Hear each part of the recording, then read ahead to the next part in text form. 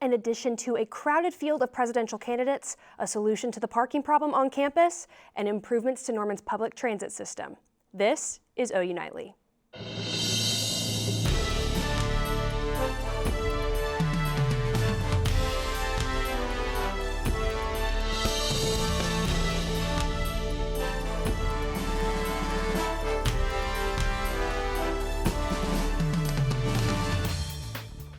Hello, thanks for joining us for OU Nightly. I'm Madissen Lewis. And I'm Tatium Wilson. We begin tonight with a nationwide movement in support of young immigrants in the United States. Thousands of students walked out of class today in support of the federal program that allows young, undocumented immigrants who were brought to the U.S. to live and work in the country.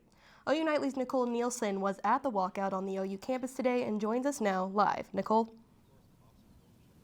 Guys, DACA is up for its biggest challenge yet when it faces Supreme Court arguments on Tuesday. That's why OU students wanted to make sure that their voices were heard prior to any decisions being made. This is what Oklahoma looks like. Students marched down the South Oval this morning to use their voices in support of DACA, the federal immigration permit that allows individuals with unlawful presence brought into the country as children to have a renewable 2-year period of deferred action from deportation. This is my home. And this is your home, and this is our home. The program benefits almost 700,000 U.S. immigrants and dozens of OU students, one who says he wouldn't be here without it. Not only would that take away my job, I wouldn't be able to pay for school without that job, which means I would probably have to move from OU to probably like a community college like OCCC. So yeah, it would pretty much mean everything. I am somebody. I am somebody. A series of federal court orders since January 2018 have kept DACA alive, ruling that the Trump administration might have acted wrongly in how it decided to wind down DACA. The order will now be revisited, and the Supreme Court will make a decision on whether it should be permanently terminated. Unafraid! However, those in support believe that actions like today are what it takes to keep it alive. These walkouts are happening all throughout the country, and I think this is a call for action because the youth is leading the conversation and everything that's happening. And though there might not be an answer from the Supreme Court until the end of their session in June, supporters say they will embrace any outcome. I'm not concerned. It will affect me. There is repercussions, but I trust my community enough to say whatever happens, we're going to be ready for it. Processing requests for renewals, not initial requests, but all of that is subject to change on Tuesday. Live in front of Evans Hall, Nicole Nielsen, OU Nightly. Thanks, Nicole. And these chilly temperatures have made the walk to class brutal the past couple of days. Oh, I agree. I definitely had to bundle up this morning. Martin Lowrimore joins us now with the first look at the weather.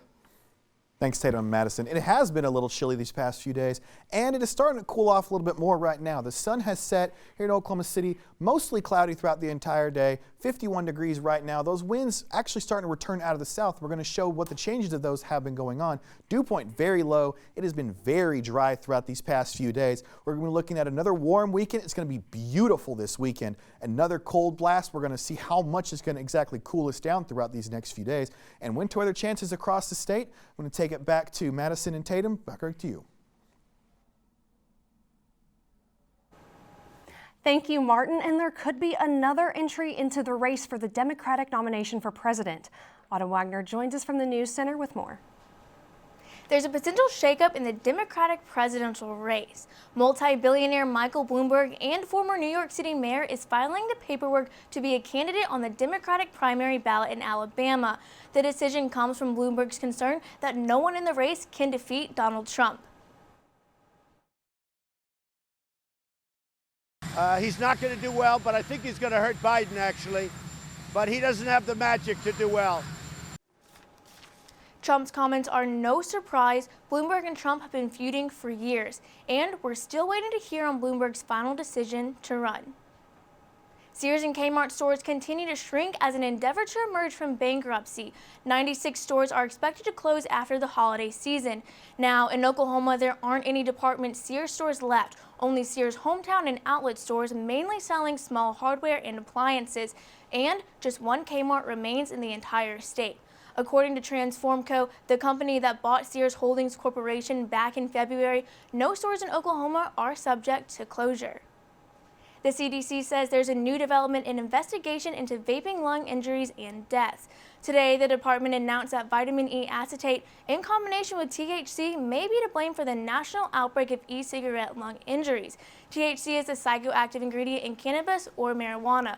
So far, 2,000 people have developed lung injuries and 40 have died, many of them young people.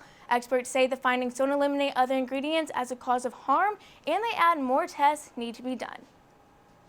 And an accidental mix of bleach and cleaner killed a Buffalo Wild Wings manager and hospitalized 13 employees in Burlington, Massachusetts. Thank you, Autumn. Hopefully those employees can make a full recovery. And OU is offering a solution to the parking on campus. Stay with us to find out where you might be able to find more parking spaces.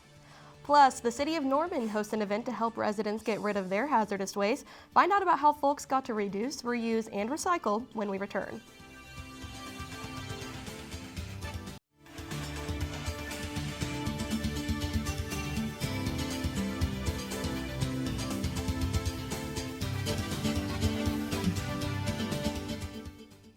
It's no secret how stressful finding a parking spot on campus can be, with many garages across campus at capacity before 10 o'clock each morning. OU Nightly's Cal Day tells us why these spots fill up so quickly and what the university is doing to fix it. It's the drive thousands of students take every morning. But for students commuting to campus, putting it in park can be a challenge in itself. If you want to just one word to describe commuter parking for this semester, it's been tough. OU Parking Director Chris Glenn says it comes down to the record number of students enrolling at the university. Since more students are living on campus, the need for student parking increases. As a result, OU Parking removed one of the levels for commuters in the Jenkins garage. Now, since so many commuter spots were lost in the Jenkins garage, OU Parking created Parkview, a temporary lot down Lindsay Street that offers nearly 500 parking spots for commuters. However, Glenn says at its peak, Parkview only has about 80 spots filled each day. Glenn calls this a rough stretch for commuters right now, but 2 new commuter lots are set to open for the winter semester. Over 300 new spots for commuters are on the way. That's really going to alleviate, I'm going to be confident and say it's going to alleviate all the commuter parking issues. Glenn says between the Duck Pond and Parkview, there is a spot for everyone.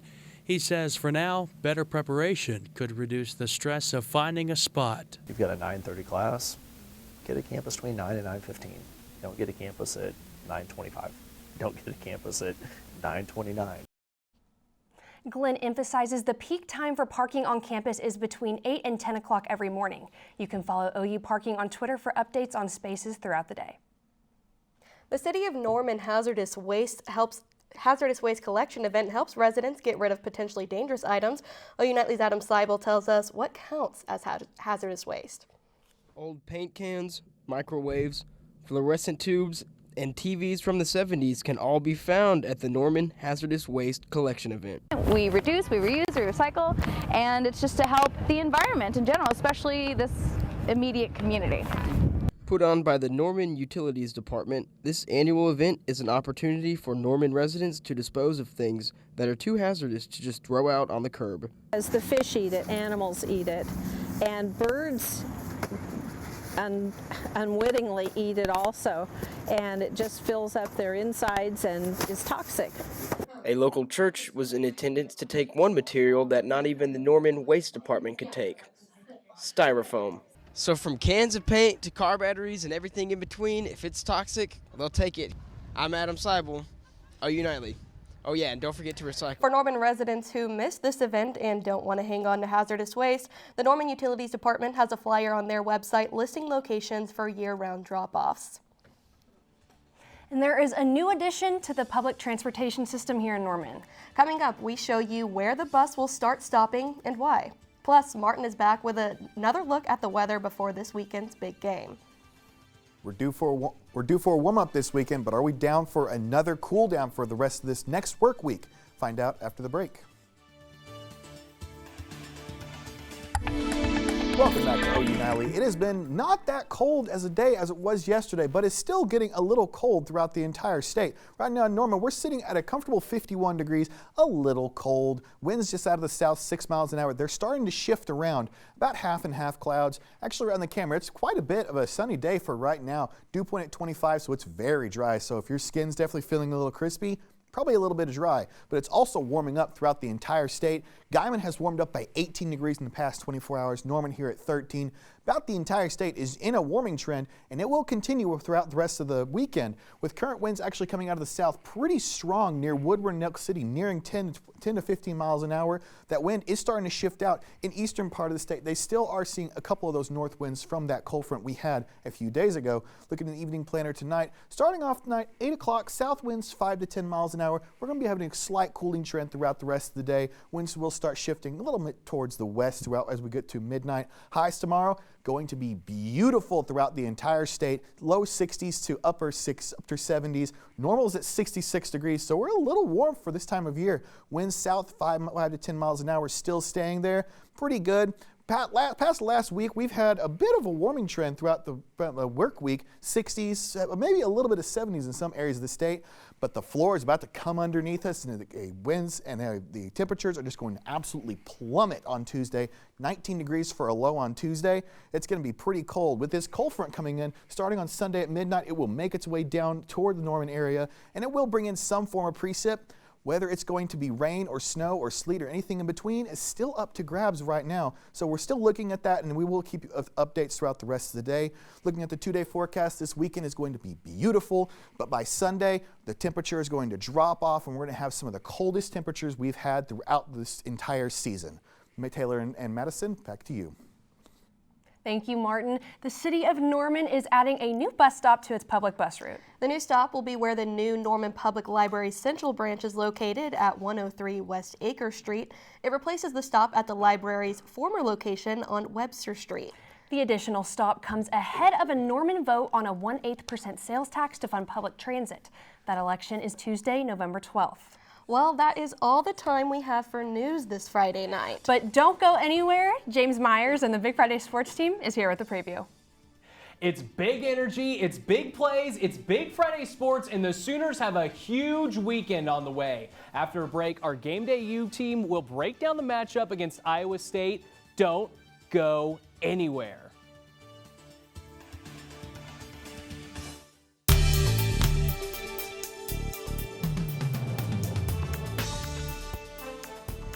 Welcome back to Big Friday Sports. I'm James Myers. And I'm Chloe Sparks. The Sooners took a huge loss to K-State last game. For this weekend's matchup against Iowa State, the Game Day U squad has who to watch for the Sooners. Now I'm Shiloh Sellers in front of the Bazell Memorial Library. The Sooners have had their bye week to be able to study up following the loss against K-State. Tomorrow they'll host Iowa State in a long-awaited 7 p.m. kickoff. I'm going to toss it over to William Soule for more on the Sooner defense. Thanks, Shiloh. I'm standing here outside the Barry Switzer Center where today I want to talk about the linebackers. Butkus Award semifinalist Kenneth Murray and the rest of that linebacker unit really didn't look like they came ready to play in Manhattan a couple weeks ago. 213 yards on the ground amassed by K-State as they try to hold on to the lead they built in the third quarter, and really they couldn't stop the run. Skylar Thompson, James Gilbert gashed this Sooners team left and right, inside and outside, and as Iowa State comes to town this week, it's definitely going to be a concern for this defense. Brock Purdy at the helm is no slouch of a runner himself, amassing 70-plus yards in multiple games this season. And Breece Hall has really kind of emerged for this Iowa State Cyclones team as a guy to replace David Montgomery as that workhorse back. So I'm interested to see how the linebackers are able to respond after what I would say is easily their worst game of the season so far. Now I'm going to toss it over to Christian in the visitors' tunnel. Thank you, Soule. I'm here at the Visitors Tunnel where the Iowa State Cyclones will run out onto the field on Saturday night. Yes, you heard that correctly. Now I'm going to go ahead and get straight into my call-out. My call-out is going to be Trey Sermon. I'm going to need Trey Sermon to take advantage of the touches he gets. It seems like the touches so far he's gotten are few and far between, so I'm really going to need him to make electric plays once he's got the ball in his hands. It seemed like Jalen Hurts has been the primary target of the running game, and that's not Trey Sermon's fault, but I'm going to need him to get more touches and make the most of the touches he's got. Now I toss it over to Sam. What do you got? Christian, I'm on the third floor balcony here at Gaylord Hall, just across the street from Gaylord Memorial Stadium. Now, after the Kansas State loss, a lot of questions rose about the defense and their performance. That group looked more like the group of 2018 than what we've seen for the first 7 games of the season. And defensive coordinator Alex Grinch was very blunt with the media on Tuesday and said, I failed. I failed to put my players in positions to succeed. Now, this test tomorrow against Iowa State is really going to be a challenge for the team's resiliency. Brock Purdy is a quarterback who can spread the ball around, and Iowa State also has an emerging running back in freshman Breece Hall. So I'm interested to see what kind of adjustments Alex Grinch makes during this bye week and what they can apply for tomorrow. They're going to have to get pressure on Brock Purdy, and they're going to have to be much, much better in coverage. Shiloh, bring us home. Some great key points from the team. If you want to hear more, then tune in to Game Day U live tomorrow morning at 8 a.m. on OU TV or on Facebook Live. Make sure to be following Game Day U's social medias. In the meantime, Chloe James, back to y'all for some more Sooner Sports. Now taking a look around the Big 12, Texas Tech will travel to Morgantown for an 11 a.m. game. Don't we just love those, James? Chloe, we like all football, but football at 11, that just ain't it. So while you Raider and Mountaineer fans are struggling to wake up, no, you're not the only ones. Baylor will also walk over to Froggyland for an 11 a.m. game as well. At 2:30 tomorrow, tune in because James and I are calling it. If OU can beat the Wildcats, neither will Texas, can't. That's the truth, Chloe. And speaking of Texas, some of the Longhorns are in Norman right now because they are about to face the Crimson and Cream volleyball squad tonight. If you haven't already heard, OU volleyball is killing it right now. Yes, they are, and they were edged by Baylor last weekend, but turned that around by sweeping Kansas.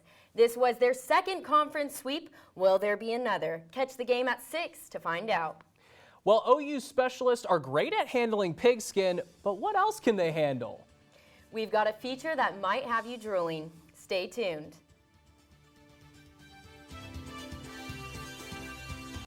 Chloe, you know, ESPN frequently does feature stories of Heismans and skill positions. But Game Day U's Parker Thune takes a different approach here by featuring special teams players for the Sooners. Take a look. Stealth. Every Sooner fan knows Jalen Hurts, Kenneth Murray, CeeDee Lamb, but how many could name the long snapper and holder? Meet Casey Kelleher and Connor McGinnis. You guys are in a unique position. The casual fan doesn't really pay any attention to the two of you until the second you screw up. Do you ever feel that pressure at all? It's something that we signed up for, something that we knew was going to happen when we decided to come here, decided to choose a position. I shouldn't mess up. It's part of my job not to mess up. So you guys share a bond not only as specialists, but as walk-ons as well. Describe that dynamic to me. Does that increase the chemistry between you two at all? It's already so hard to get here in the first place, and the fact that being able to get on the fields, being a walk-on, I mean, that's only the walk-ons really understand it. Take me through a day of practice for a snapper and a holder. What does your regimen look like? A lot of reps in a very, very little time. And after that, I mean, it's mostly drill work. What would you call it? Fun. Well, you guys are obviously two of the best in college football at your respective positions, but we're going to really put your skills to the test today. So you ready for that? Sure, absolutely. Awesome. Let's make it happen. Football's large, a Rubik's Cube is very small. It's also a cube and not an oblong. I don't know, does a football really have a shape? It's a football shape. Oh, look at that. Magic. Here we go. Either you guys gamers? I'm an Xbox guy. Xbox? Oh, well then. This I'm might a be PS4 a lot of guy. your wheelhouse. I'm a PS4 guy. Oh, okay, so this is right up your alley. Does. Slow it down. All right, so you guys have snapped a Rubik's Cube. You've snapped a controller. You ready for the gauntlet? The gauntlet? What are we talking about here? You're about to find out. All right, gentlemen, dinner is served. You can chalk this up probably as the first time you've ever snapped a rotisserie chicken, huh? I can put that on my my checklist, yeah. Don't worry, we got a fresh towel for you guys to clean up once you're done here. But I mean, this is reasonably football shaped, right? Yeah, I mean, shouldn't be too bad, right? The people at the supermarket gave me the option of either traditional or lemon pepper, and so I asked them, I was like, which one do you think would be better for snapping? And they figured traditional was the way to go. That's the right call. I think that's the right way to go. Oh, yeah. The one that... Oh. You thought it was tied together? Oh. Dallas. Oh, yeah. Look at that. Oh, man. That's perfect. That was a good snap. One try. The laces out? Laces were out. Nice. The spine was out. The spine was out. I'm here to win. I'm not here just to have fun. I'm a perfectionist, so I like to get things done right. We're here for one reason, and that's to win championships. Well, Chloe, it's been 40 days and 40 nights since the Browns last won, and frustration and criticism are reining in for quarterback Baker Mayfield. Heading into this Sunday's game against the Bills, Mayfield has thrown 12 interceptions compared to just 7 touchdowns on the year. Kickoff for that one will be Sunday at noon. K1 and the Cardinals had a strong start to October, but are on a 2-game losing streak heading into this weekend's matchup against the Buccaneers. Murray has been a standout rookie this season with 9 touchdowns already this year, including 2 last week against the 49ers. Kickoff for this one is also Sunday at noon. And this week, our top play is a popular internet meme that ended in pay dirt. James, take it away. John Gruden has gushed about Spider 2Y Banana on Monday Night Football and his QB camp more than a schoolgirl talking about her crush. And finally, it paid off. Using the play, his fullback found the end zone and gave the Raiders the lead before halftime on their way to a victory over the Chargers. And that does it for us this Friday. Enjoy the game from wherever you're watching, and remember, Boomer Sooner.